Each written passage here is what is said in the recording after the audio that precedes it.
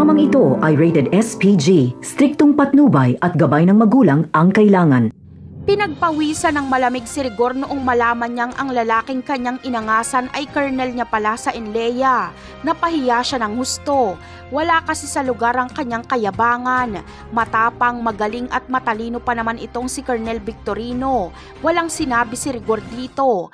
Para kay Colonel Victorino ay pulpul na pulis si Dimagi ba?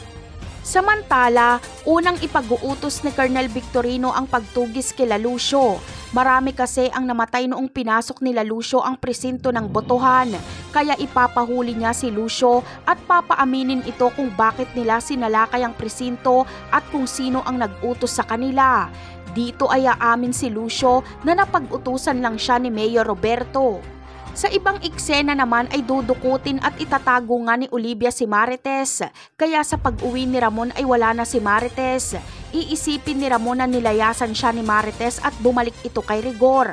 Pati si Tanggol ay sisisihin ni Ramon dahil tinulungan umano ni Tanggol si Marites na bumalik kay Rigor. Habang si Tanggol naman ay labis na nag-aalala sa pagkawala ni Marites, batid niyang hindi ito babalik kay Rigor.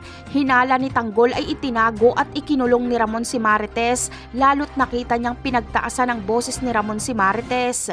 Kaya lalong mag-aaway ang mag-ama dahil sa kagagawan ni Olivia. Napakarami pa nating dapat abangan sa mga susunod na episode.